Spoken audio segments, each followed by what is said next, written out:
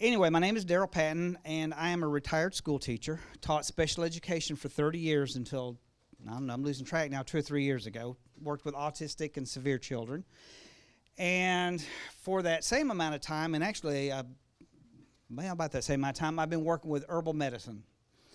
And the way I got into it was in 1983, I left the military and was homesteading. If you could raise it, I raised it. Bees, sheep, goats, pigs, on and on. Every Mother Earth news I had, still do, every countryside when it was good. And I was finishing up my degree in special education at Jacksonville State University. And I had 5 different people came to me and said, you need to go see an old guy up in Leesburg named Tommy Bass. I'd never heard of the man, but since none of these people knew each other, I thought, okay, 20-minute drive, 20 minutes there, 20 minutes back, I'm through. Been there, done that, got the T-shirt. So I drove up to Leesburg. There's this little old shack out in the country. Up on the roof's a 70-something-year-old guy putting a piece of tin down. I said, are you Mr. Bass? Why, sure, son. And would you mind if I come in and talk to you about plants for a little while? He said, well, come on in. And he came down off the roof. We went in the cabin, and I set my imaginary watch for exactly 20 minutes. And to the second, 20 minutes and 3 hours later, I finally left and was absolutely hooked. And that day, I learned several things. I learned a bunch of plants, for one thing, but I also learned that I had a gift that I did not know I had. And that gift was the ability to see a plant and remember it. Now, I grew up playing cowboys and Indians like most kids my age did back in the 1980s. Anyway, and or a decade or two earlier. And I was like most people, though. You see the woods. You see plants, but you don't see what the plants are. So my knowledge up until 1984 when I met him was those are pine trees. Those are what are called hardwoods. And those are what's everything else. And that's what most people do, other than the plants, if you're into gardening, that you know that you grow up gardening with. And I didn't know I had that ability to, once I was introduced to a plant, to understand that that's what it was. And that's what it looks like. Just like you don't look like her, thank goodness. But you're both human beings. But you're individuals. And I won't, what's your name, by the way? Bob. In about 42 seconds, I will have forgotten that. But when we become friends, I'll remember your name's Bob. And I'll remember your name's whatever. Connie. Bob and Connie. We got 41 seconds now. Anyway, and I started learning plants as individuals. So for a few months, I'd drive up to his house, and I'd have this big, giant black trash bag full of plants. And he'd say, well, this is black cohosh. This is what it's used for. This is this. I don't know what this is. And he'd put it in another pile. When we got through, the pile he knew was this big. The pile he didn't know was this big. And I asked him one day, I said, how in the world is it that you know so many plants? And he explained to me his story of how he became an herbalist out of desperation, out of need. And that's what part of this presentation is about, is how he learned how to use plants. And he lived from 1908 to 1996. But the interesting thing is, he started working with medicinal plants in 1915 when he was 7 years old. So he did that until he was 88 years old. And in fact, just probably a couple of months before he passed away, we were up in the mountains hiking, looking at plants. He was a little slow, but he kept on moving. Anyway, let's see what we can do. If technology works. All right, his early years. He was born up in Rash, Alabama, if you ever heard of Stevenson, out near the Tennessee state line. And that's the oldest picture I have of him sitting in front of an old shotgun cabin. And when he was going about 6 years old, he moved to Trenton, Georgia, and then on down to Leesburg in an ox wagon. No cars at all at this time. I mean, they were around, but not in this part of the country. And he said he always remembered that guy popping that whip on that old ox wagon.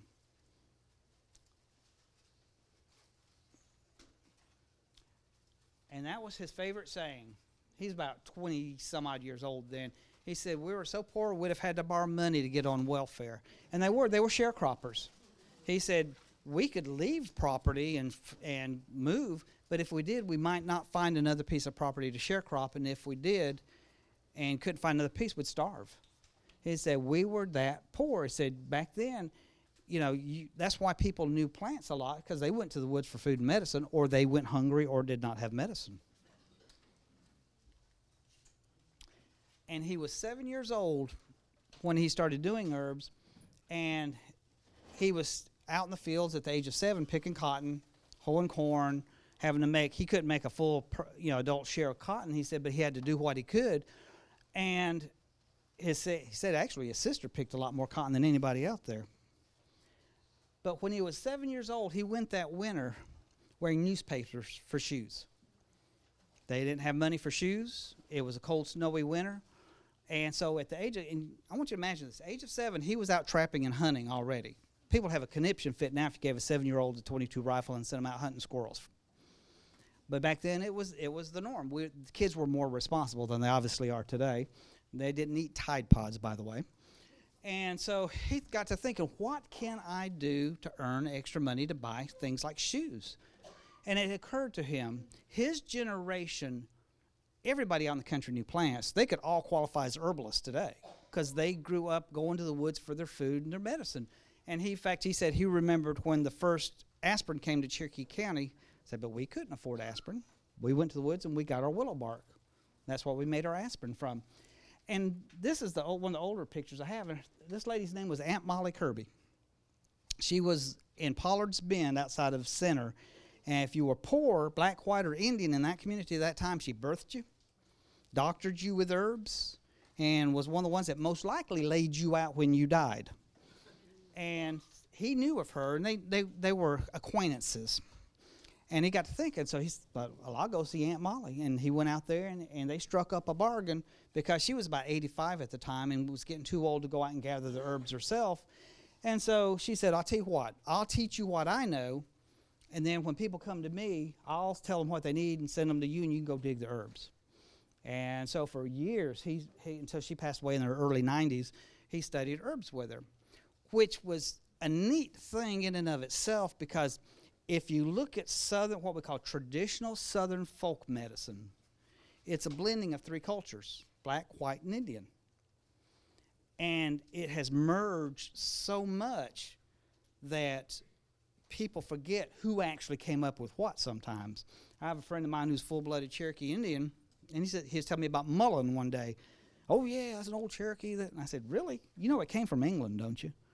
No, but it's been here for 500 years, and so people forget who came up with it, and people of different cultures adapted things. In fact, in the lunchroom where I taught was Miss Kirk. Loved that old lady to death. She's about the same age in that lunchroom working, and I was talking to my aide, Jonathan, one day, and I said, Jonathan, I'm going to show you something. I said, you ever heard of boar hog root? And he said, yeah. And he said, no. Let me go talk to Miss Kirk. I said, Miss Kirk. Now, boar hog root, by the way, is an aphrodisiac in the black community. If you remember it out in the country. I said, Miss Kirk, you know what boar hog root is? I said, didn't take long. But she taught him for years about St. John the Conqueror root, all sorts of good stuff. And then, I'll tell you about him later. One of the things he did was they cut railroad ties for Tag Railroad for about a dime a day or a nickel a day or something. It wasn't much. And when he was in his early 80s, he showed me how to hew out a cross tie. He said, I can't do it anymore, but here's how you do it. And I got to thinking, 2 notches, you got a log cabin beam. That's what you have there. But if the world came to an end today and the North Koreans nuked us, people wouldn't know how to hew a cross tie out to make a log cabin beam. And 99% of them wouldn't even have any idea that you could do that. We've lost so much over the years. But he said it was hard work, about a dime a day, if they were lucky. And he also remembered this is about the time that the blight came in and killed the chestnut trees. And at one time, supposedly, a squirrel could go from New York State to Alabama and never touch the ground. These trees were huge. And he said you looked up on the side of Lookout Mountain, and it looked like a slow-moving fire going down the mountain as these giant trees died. In fact, if you go to the Smokies, you see all those big mountain laurel balls they have up there. Those are originally chestnut trees, and then they died out and the mountain laurels took over. And he was a trapper. I still have that board there. That's one of the ways he'd buy enough to get shotgun shells and food and money. All they ever bought was coffee, salt, and flour, just about. Pretty much everything else came out of the woods or the farm. One of these old stories. I'm moving a little fast on this so we can talk plants. Little story he did on Rough on Rats, and he said his brother got beat to death by his dad because his dad told him to go toss that stuff out there, and he just tossed it in there and didn't even spread it. Back then, Klan was very strong. This is down up the road in Springville. And he said his neighbor, Jim Reynolds, who was running around on his wife and not taking care of her, came to him and said one day, what am I going to do? And he said, what happened? He said, well, the KKK came, and they laid out piles of hickory sticks in my yard. And they said, we're going to use these on you if you don't change your ways. And he said, well, what'd you do? And he said, I moved. And he always said, back then, Cherokee County, Alabama, was the drinkingest place you ever saw. He said, everybody up on the mountain, you could see the fires at night. So I don't know if I did that in there or not. Okay. One of the stories he tells is that one of this old guy said, Tommy, you need to come see us run some liquor. And Tommy said, partner, I can't do it. And he said, well, why not? And he said, because if the sheriff asks me, I'll have to tell him the truth. I mean, this guy was as honest as the day was long. You know, he did not believe in lying. And they said, oh, come on, he ain't going to bother us.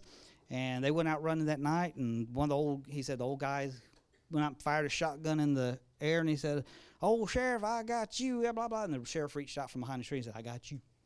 He said one of the guys got shot in the back with birdshot, and both of them ended up in the penitentiary in Birmingham making caskets.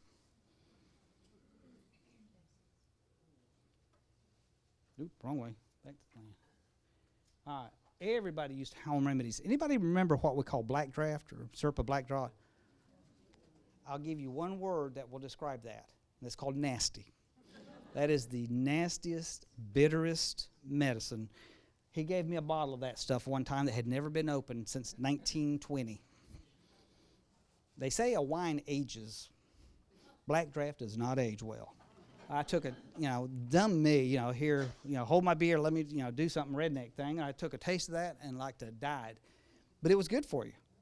And it's not been that many years since they still made this by the Chattanooga Medicine Company. And it had a little bit of bloodroot, but it had mayapple in it. Was one of the main herbs. And it was a liver herb. It was really good for cleansing your liver, controlling everything. In fact, I'll show you some mayapple after a while, but it was some horrible tasting stuff. Another thing they did was they planted by the signs, and they did weather by the signs. If you've ever seen something like this in the sky, and on rare occasions, it will have a rainbow around it, and it's called a parfilion, but they call them sundogs. And if you see a sundog, it's either going to be raining dogs, or it's going to stop raining if it's been raining. And those are ice crystals, and you'll see those. I saw a thing, maybe it was last night, where some people were calling 911 somewhere because they saw 3 suns in the sky. It was sundogs, and it was scaring them without something's happened. And if you see this at night, I call them a moon dog. I don't know what they're really called. And you can actually count the stars inside the ring and tell how many days away the rain is, because that's how many ice crystals are building up in it. And it's very, very effective means of telling the weather. And let's see, there's the sun. You can see the circle around the moon there. He was talking about one day also, he was up on a roof. He was helping people roof a house in the 30s, and he said, well, I'll see you guys in about 3 days. I said, what are you talking about? And he said, we got to finish this roof. And he said, no, it's going to snow. And I said, you're out of your mind. It's 45 degrees and clear as a bell. And he said, it's going to snow. Next day, it snowed, he said, shoe mouth deep. And what it was is if you look in the wintertime in the sky at the clouds, he said they look like the ribs of an old bony horse. Those are snow clouds. They didn't have Mike Royer back then. They had to know what the nature signs were. And they're actually very effective. And even though they didn't understand why they worked, they knew they worked, and there's a scientific reason that they did work. He also doused. Now, I'm not big enough, fat enough to do this with wood, but I'd use copper show people how to do it with copper, and anybody can do it with copper because it makes an electrical connection. But the well that they doused there is still producing in Leesburg. And in fact, I had a guy douse a farm I had at one time, and he used wood, and it stripped the bark. It went down so hard. Amazing stuff. Now let's talk herbs. The herbal years. All right. Last 2 years ago was a really bad crowd. They did not cooperate, so I'm going to give y'all a chance to make up for it. So they didn't do this, but if you'll pull out a $20 bill and write your name on it and pass it in, we're going to do a drawing. Otherwise, a piece of white paper will work. But if you put your name on a piece of paper, I'm going to give a jar of the salve he made away. Eczema, psoriasis, skin cancers, you name it. I'll let somebody win one today. I was sitting in a meeting one year. A friend of mine, he's like 75 years old. His name is Mike Probin, had Probin Marketing in Gadsden. And he was sitting there in this meeting, and as I say, I don't swing that way, but I was looking at his legs. And the reason I was looking at his legs was he was wearing shorts, black socks, and sandals. And I was sitting there praying, "Dear Jesus, do not let me dress this way when I'm 75. And I noticed on his ankle, he had a wound. And it was to the bone, and you could see it was oozing, weeping, really nasty looking. I said, "Mike, what's wrong with your ankle?" And he said, "Well, I had a steel rod taken out, and I don't know if he fell, had a car wreck or what." He said, "We cannot get it to heal." In about 6 months, hyperbaric chambers, debridement, antibiotics, nothing would work. And I said, "I tell you what, remember Tommy?" And he said, "Oh, yeah." And I said, "I'm going to give you some of his salve 3 times a day. I'll see you next week." Saw him the next week. And I was looking at his legs again because he was still wearing the same outfit. And I said, "How's your ankle doing?" And his eyes got a big old owl-eyed. And he said, "You're not going to believe this." And it was halfway closed. Good stuff. Even sell it to vets in Florida for fatty tumors on dogs. Go figure. But it's because it has pokeweed in it, and that's what does it. Old recipe.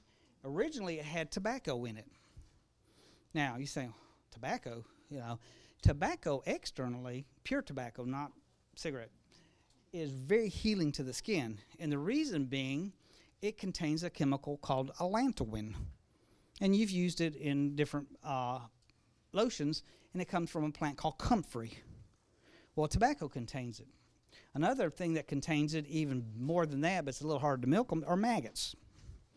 Now, everybody has finished pretty much eating, right? Okay, we'll talk maggots. Remember the movie with Leonardo DiCaprio where he had the date with the bear and lost? Bear chewed him up. So what saved his life? Got maggots in the wound. And up until about 1942-ish, maggots were commonly prescribed by doctors. They were accepted. Now they are again. But they went out of fashion because synthetic antibiotics came in. And it was just cheaper and you could make more money. You could patent them. You couldn't patent the maggots.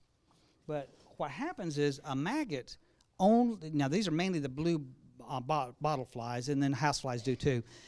They only eat dead, decaying flesh. They will not touch healthy flesh.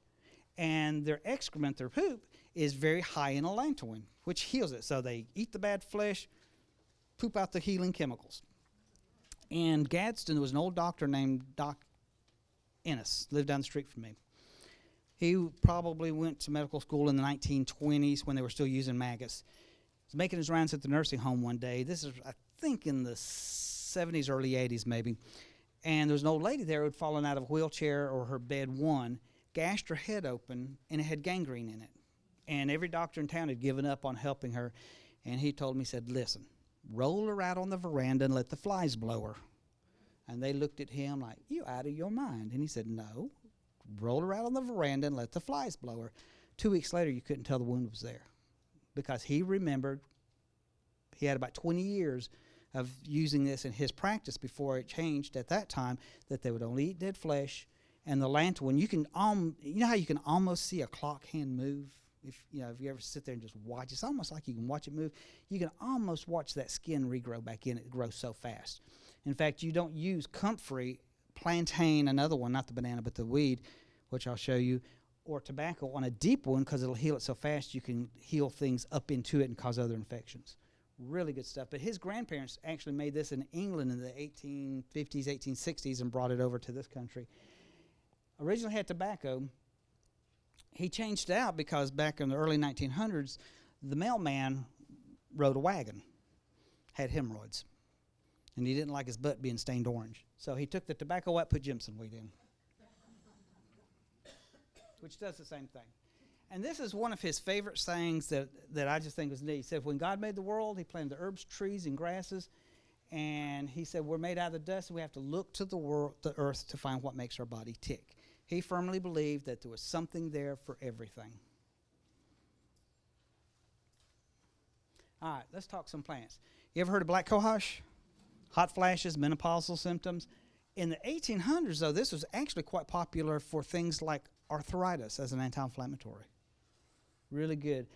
I've used it some with people with blood pressure problems, but more for menopausal symptoms, hot flashes, and for arthritis, what they call rheumatism. And they didn't differentiate between osteo or rheumatoid at that time. That was just called rheumatism. Real pretty wild plant. Mine are up about that big, and they'll later bloom and about that tall. Beautiful, beautiful plant. And you can see all these plants we're talking about, pretty much you can see over at the botanical gardens in the Call Wildflower Garden. Another one, angelica. This is one of the angelicas called boarhog root. As he said, he never married, very prim and proper. It's a sex rejuvenator, gives you energy. And you've actually eaten members of this plant because the roots of Angelica archangel are used in confectionery, in desserts. And it is a really foul-smelling root. Gives me a headache to smell it. Blackberry. In the 1800s, they had a condition, 1800s on back, called bloody flux. So when armies went to battle in the 1800s, nobody had any concept of sanitation. You know, they used the bathroom and the water they drank out of. And they'd get the bloody flux, which could be fungal, could be bacterial, you name it. And it was diarrhea so bad that it would be just pure water and blood coming out.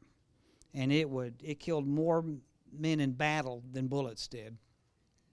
So what they would do is they'd go dig the root of blackberry, and you could do raspberry, dewberry, any of those, but the regular common blackberry is the best. Make a tea out of it, spoonful with each bowel movement, and about 3 bowel movements later, you're stopped. The only thing better than that is commodity cheese. When I grew up, that'd lock your bowels up in a heartbeat, but it was good. But I actually used, hey, don't tell me that stuff wasn't good tasting either. I wish they still made it. We grew up on that. But the roots on that will actually take you from diarrhea to constipation if you overdo it. It's that good. If you had severe diarrhea but couldn't get to the roots, you would use the green fruit. And it was very binding. You'd make a tea out of the fruit. Then if you had diarrhea that wasn't so bad, or if you had children who ran around with what they call summer complaint, you know, they were running around barefooted, picking their nose, and they'd get loose bowels, you give them blackberry jelly or syrup. They got their medicine without realizing it. You never give anybody with bowel issues like this blackberry jam, because what's in it? Seeds. Those seeds are a scouring laxative. It's like sandpaper going through the bowels, especially somebody with IBS having diarrhea. You give them blackberry jam with the seeds in it, you're going to make it much, much worse. And then the last part you could use were the leaves. They were astringent and binding somewhat, not as much, but they also worked as an antihistamine and were used for children who couldn't digest milk. So it was used for milk allergies. And you can use wild rose, dewberries, which is just a trailing vine-type blackberry, raspberries, all of those work, but the regular old southern blackberry works the best. Bloodroot, one of my favorite wildflowers blooming right now. These plants, they come up, little pinkish white bloom, opens up, lasts a day, goes to seed, and then the leaves start getting bigger and bigger and bigger. This is still an official medicine in the U.S. Pharmacopoeia for certain skin cancers and venereal warts, not used much. And if you've ever heard of black salve or Indian mud, which is used for melanomas, got to be real careful with it. This is the main ingredient in it. It's also, chemically, it's related to the opium poppy family, and I use it in some of my cough medicines or bronchitis formulas to soothe and calm the bronchial nerves down. Works really well. However, it's really a somewhat toxic plant if you use it wrong. In fact, if you just chew a little piece of it and swallow it, it'll give you tunnel vision for about 15, 20 minutes. If you've ever heard of Viadent toothpaste, that was what was in it, because it ate the plaque off, and that's why it would tingle when you use the mouthwash. Really, really pretty plant. Not that I would break the law and go over to the Call Wildflower Garden and steal some, but I would love to have some they got over there because they're double flowered. Came from up in Ohio or somewhere, I think. Really pretty. Boneset. Another one of those that will curl your tongue. Bitter can be. Mine are up about that big right now. I just noticed them the other day. Old time bitter tonic. And the purpose of a bitter tonic was, and I'm salivating thinking about this, it worked on your liver. So here's how we eat in the South.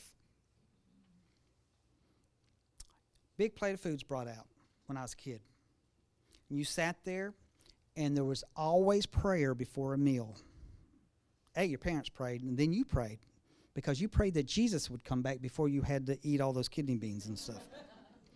Jesus did not come back.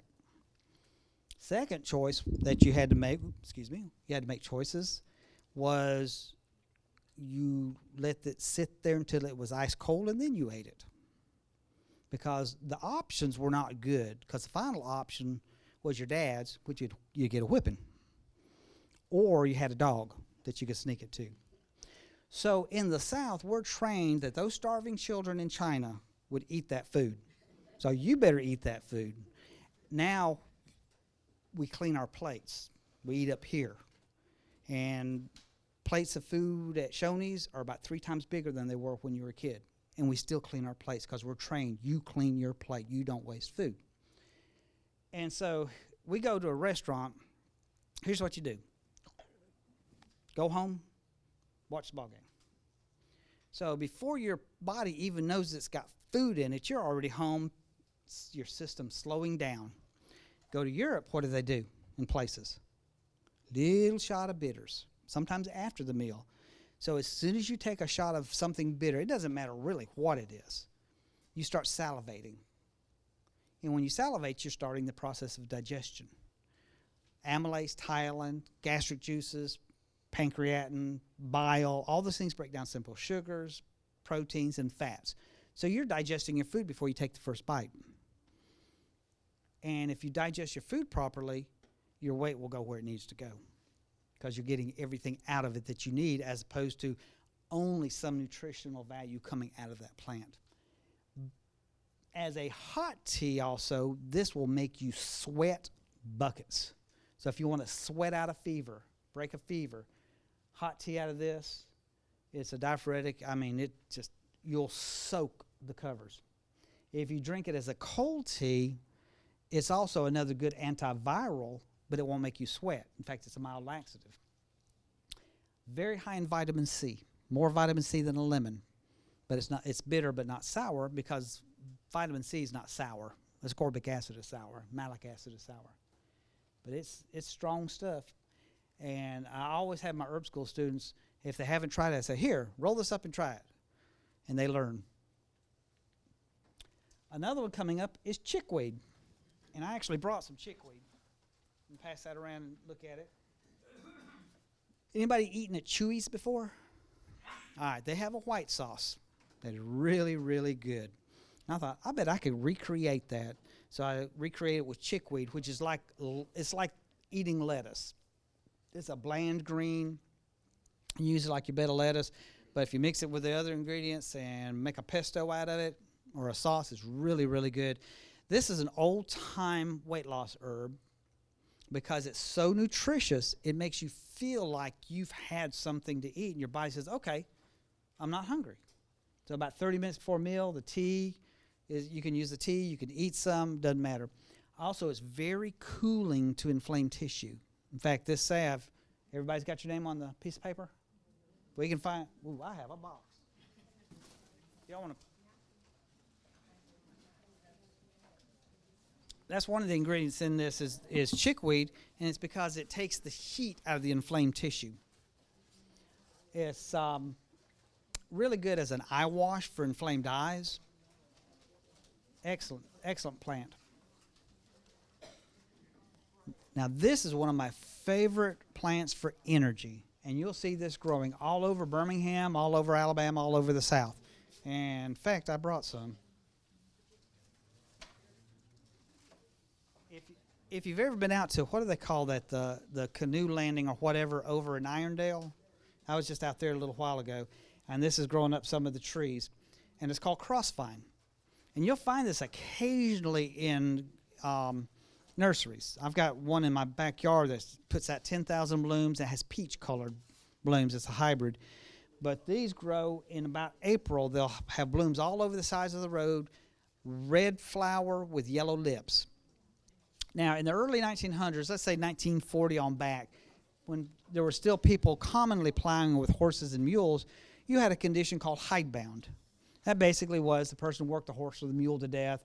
Their kidneys would shut down, toxins would build up, no energy. And so they'd give them Ratsvein or Pipsissewa to flush the kidneys, the toxins out through the kidneys, and then you give them crossvine. You give them about 3 days later, they'd be plowing again. So Tommy got to thinking, well, if it's good for a horse, it's good for man. Got to using it with people, and you'll realize it's my favorite hot tea in the wintertime, by the way. It tastes good.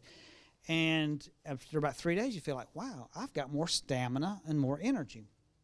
Had a lady up in Fort Payne, a couple years ago, called me and said her husband had chemo and radiation, and all he could do was sit in the chair.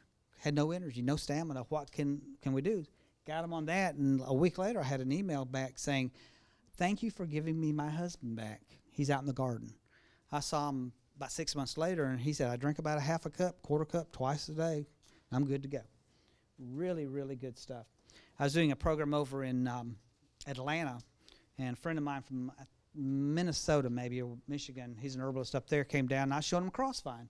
He reached up and picked a flower and said, wow, this is really good stuff. I like this. I can feel the energy already. And I thought, well, pretty fast for me. And he said, but it's weird. It's making my left ankle tingle. It's like this strange reaction I'm having. I don't know if it's allergic or what. Picked another blossom, chewed on it, said, I love this stuff, but man, it's making my ankle burn. I looked down, I said, it's because you're in fire ants. Good stuff. And it's a semi-evergreen, so you can find it all wintertime. It does not attract honeybees like people think. They plant it, but the only thing that gets into it are bumblebees. My favorite tree. Deciduous magnolias. The little one's called cucumber tree, cowcumbers. You got big leaf magnolia like this one. And it's actually just a magnolia that loses its leaves in the wintertime. You go up to the Bankhead National Forest, they're everywhere. You got to the botanical gardens, they've got them all over the place there too, I believe. Some of the leaves are this long, flowers are that big, and you can smell them about end of May, early June, a mile away. And it's an old-time bitter tonic for the liver, which stimulates the liver and controls all the other organs, makes you healthy.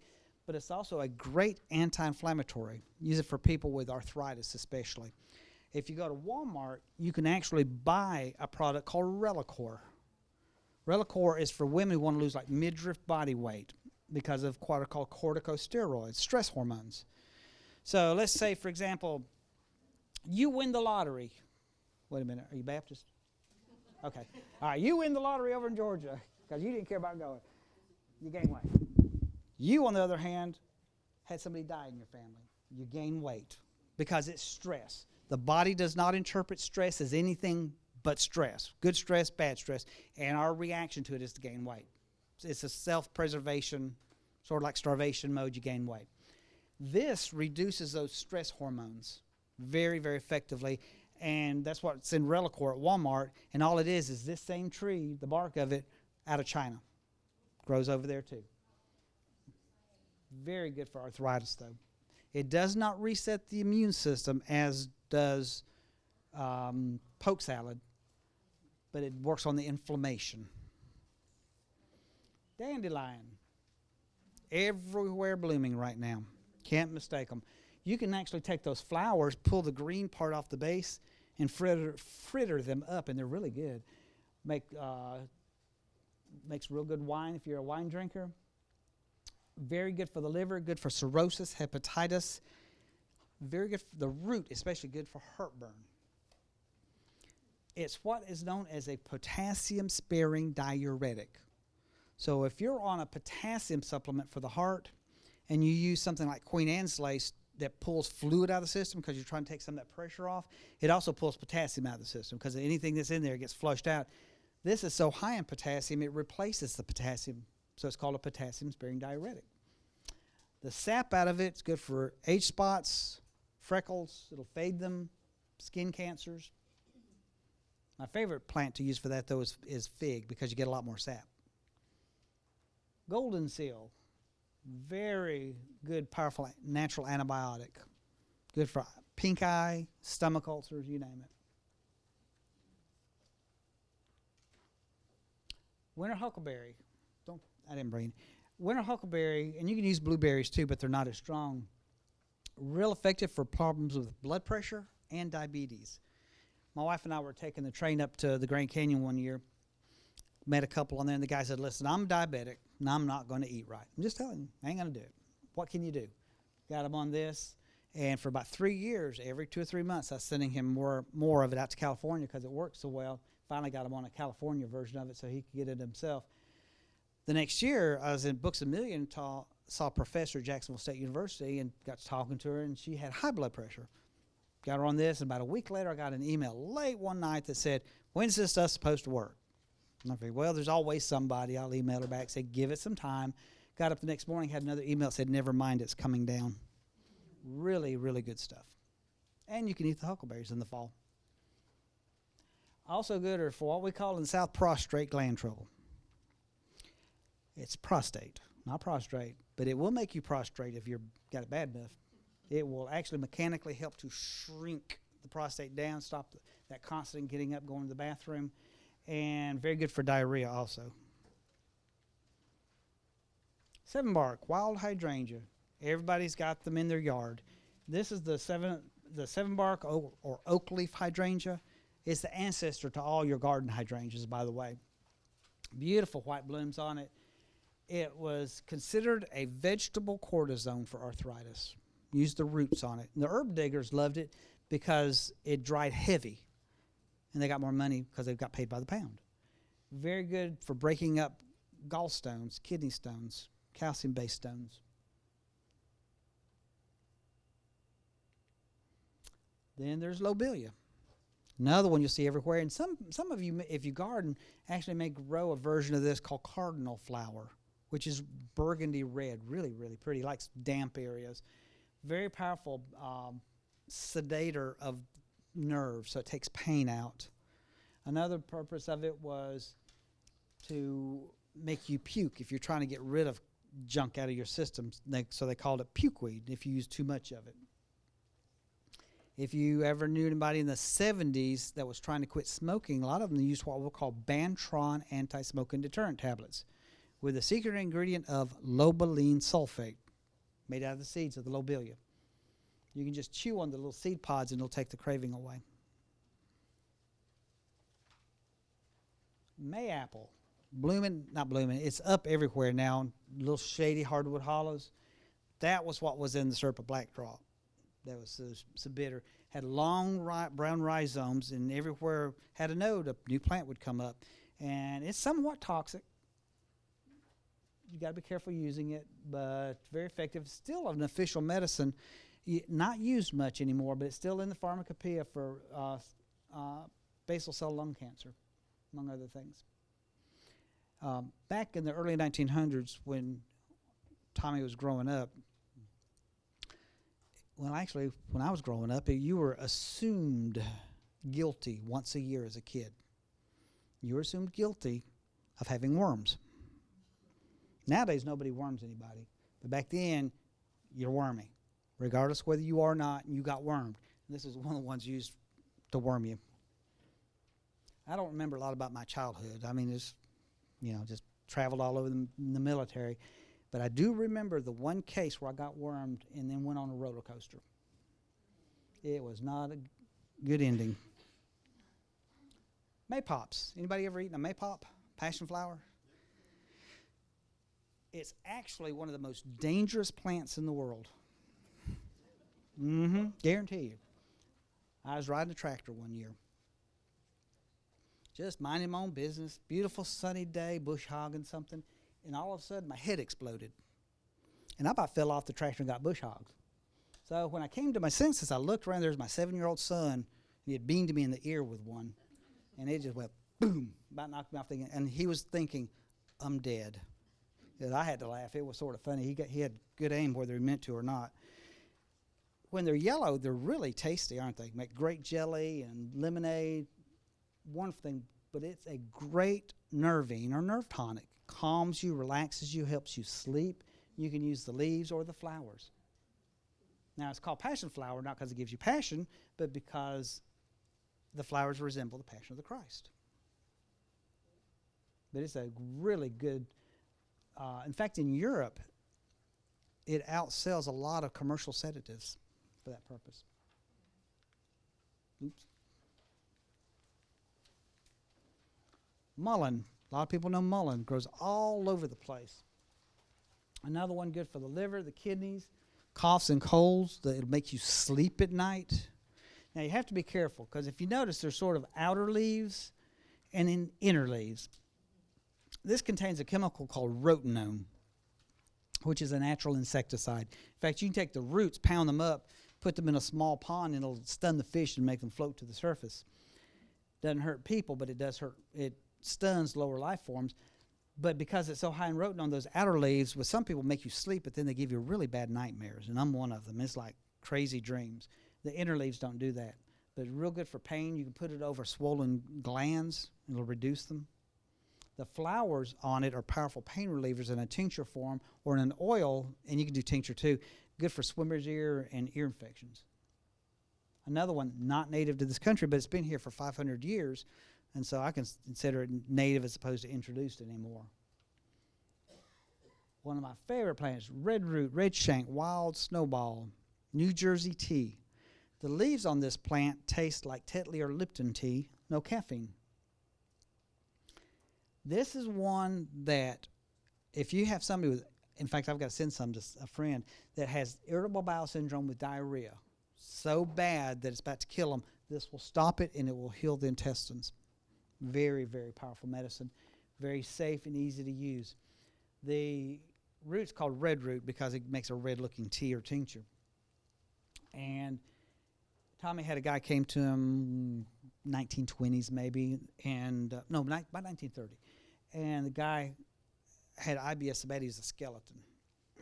And Tommy said, I had to go somewhere and I couldn't stay, but I told him where the red root was out in the field.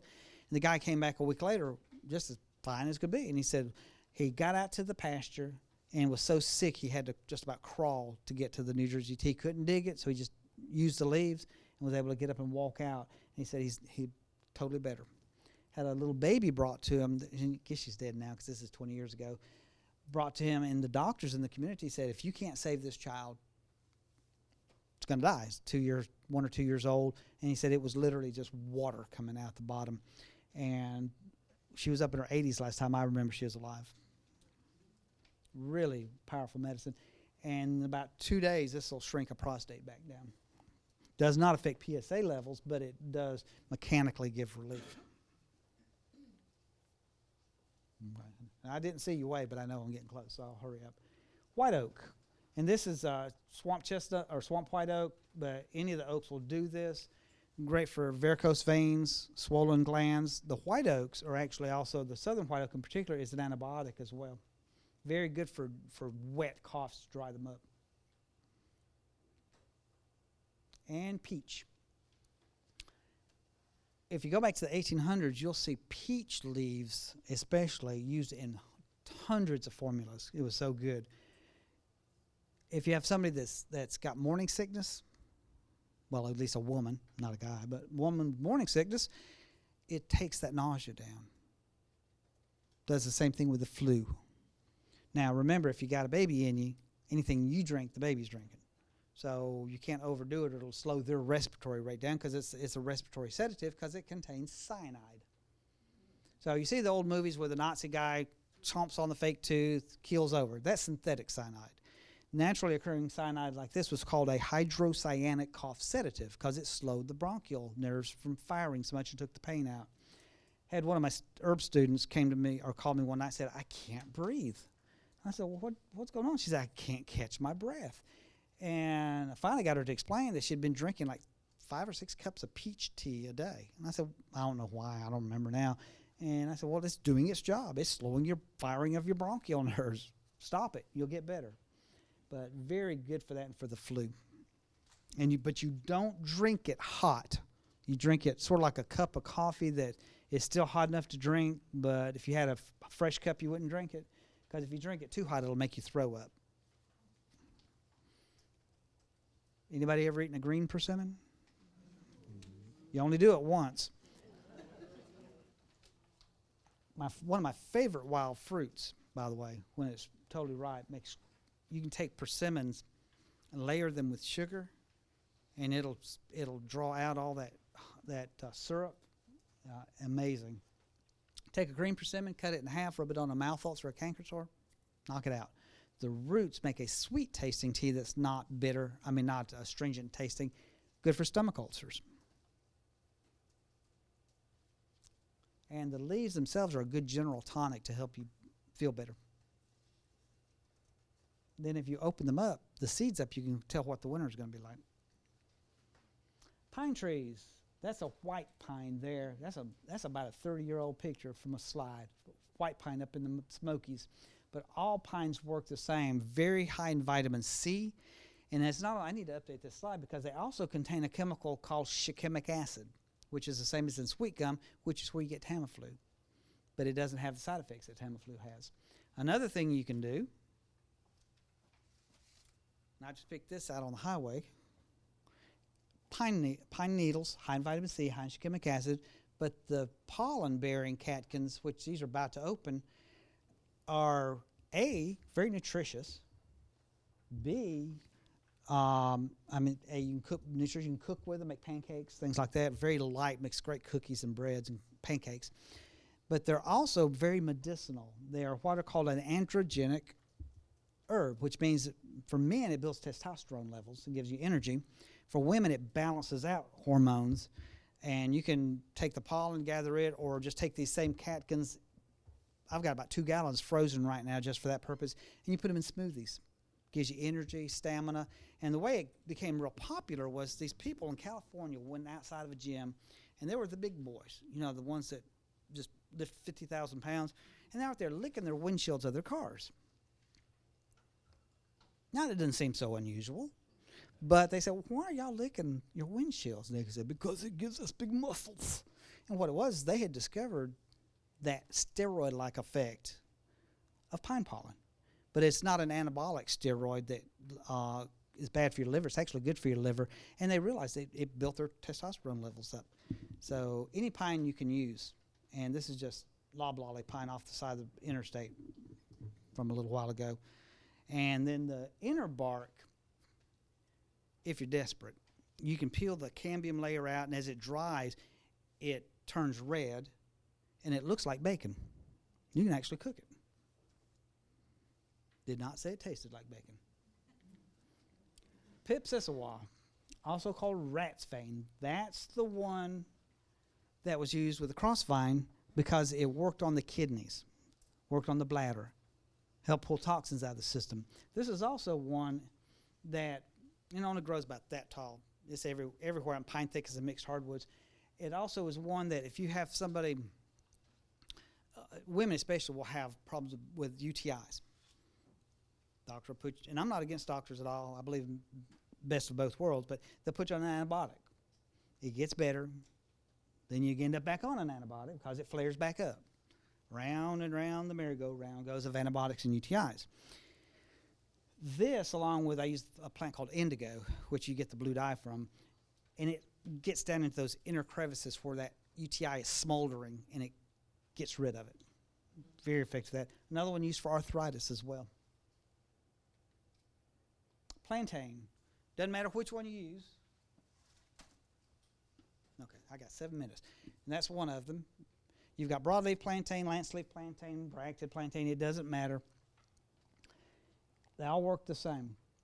You can eat it. It's like more like spinach. In fact, the English brought it over as both food and as medicine. The broadleaf plantain, which has a spoon-shaped leaf, You can actually boil them for about 6-7 minutes, and they'll turn translucent, and you can make little sushi wrappers with them. If you're old enough and will admit it, and that you've used Metamucil, that's where Metamucil comes from, or the seeds of the plantain family. And it's really good. People say, well, what do you do for cholesterol? I say, get you some Metamucil. It's cheap, it's herbal, and you don't have to go out there and gather the seeds yourself. That's all it is plantain seeds ground up in a suspension. And then it also contains, again, like comfrey does, allantoin, which is the one that heals wounds. It also neutralizes poisons. Had a lady call me one night, got bitten by a brown recluse spider. Now, brown recluse spider bite is like, it's like having a rattlesnake bite in miniature, but it's sort of like when I used to train paramedics, and I worked here at Hank's Ambulance, I guess, when it was in existence. And if you see somebody in the movies, they get shot, the cowboy gets shot, they grab their chest, fall over. You see somebody shot in real life, and you pick them up downtown Center Point, they got a little hole and a big giant hole in the back. A spider bite is like that. It ain't just a little bite. I've seen people look like they took ice cream scoops and just scooped the flesh out, because it just keeps killing that flesh. It's not nearly as pretty as what people would think a spider bite would be. Plantain neutralizes the poison. And this lady called me and said, what do I do? And I said, well, get you a potato, boil it until it's hot and soft, cut the end off, put that flesh down on the bite. Now, fine line between a hot potato and a potato that will scald you. So you have to be a little careful. And said, when that cools down, do another piece. When that cools down, take plantain, put it in a pot or a blender, boiling water, just enough to get it soft, mash it up, pulp it up. You want it to look like spinach, old canned spinach. Put that on 3 times. Each time it cools off, refresh it, and then bind it on overnight. She called the next day. She said, once you took the potato off, you could see the poison it sucked out, because that's what potatoes will do. One of the things is they draw. The heat and the moisture softens the flesh, brings blood to the surface, and it sucks that poison that it can back out. The plantain then neutralizes poisons, and because it's so high in allantoin, it heals the tissue, makes it regrow. She said by the next day you could see the pink flesh starting to come back in. Very, very effective. And it's the cat's meow for poison ivy. Really, really good. Poke root. I used to. I have turned over a new leaf. I don't talk politics on Facebook anymore, and I don't talk poke root because it makes me so mad. Because in the spring and in the fall is when the fights would begin, because people on Facebook are very opinionated, if you haven't figured that out. And somebody will post a picture of poke salad. What is this? And then the argument begins. Hey, that's poke salad. Granny used to cook it. Hey, that's poke salad. Don't even touch it with gloves on. Hey, that's poke salad. If it's a foot tall or less, you can eat it. If it's 7 inches tall or less, you can eat it. Don't ever eat it. So I got thinking, well, is it 13 inches magically poisonous, or 7.5 inches? No, it's poisonous year round.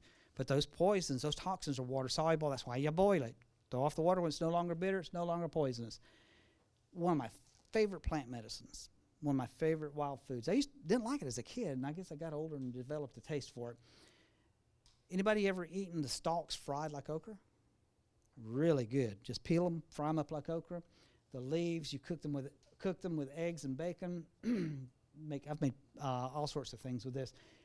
Really good for arthritis, either osteo or rheumatoid, because with osteo it's an anti-inflammatory, and with rheumatoid it's an anti-inflammatory, and it resets the immune system.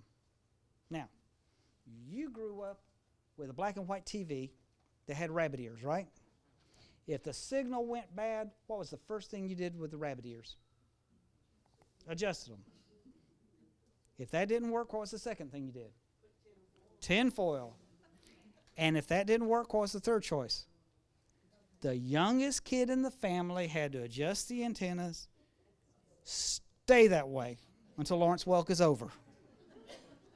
And if all 3 things didn't work, you reached up and you just went bam on the side of the TV, and that would reset it.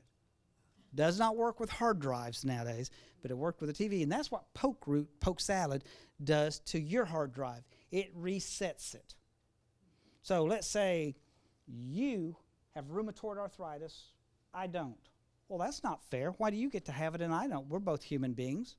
Because you went and ate at Jack's. Or you got a lottery ticket. or grandma had it. It doesn't matter. Just for whatever reason in the world, you got rheumatoid arthritis. Your body is fighting itself. Mine's not. Poke salad, along with some other things, bam, hey, quit fighting yourself. Have a strong immune system, but don't see the body as the enemy. See the arthritis as the enemy, and that's what it does, and helps to fight that what's called an autoimmune disorder. I'll give you a couple more, and I got to shut up. And that's a terrible picture. I'm going to skip it. Garden sage. Another one of my favorite teas in the wintertime is a hot tea. It's really good. Sort of like drinking a turkey. Anyway, the old saying is it'd make your hair grow black. Bring back the color, and it will. And you can take sassafras, and it'll make your hair grow. In fact, the old saying was it'd make hair grow on a doorknob, but nobody wanted a hairy doorknob. Good for fevers. It's a drying herb. If you know somebody that's nursing and trying to dry their milk up, that'll dry it up. It also dry up your sinuses. Sarsaparilla. Let me get down to cherry. No, I got too many plants on this. Go to yellow root. Blah, blah, blah, blah, dee, dee, dee. Wow. We could be here another hour. Okay, yellow root. Anybody ever used yellow root? What we call shrub yellow. You get the little bundles of sticks at the old grocery store. Y'all city folk. You used to find them all over the place. I like this so much, I planted some outside my cabin. And if you skin the stems, it's a bright greenish yellow. Very bitter plant. Really good for the liver, ulcers, stomach ulcers.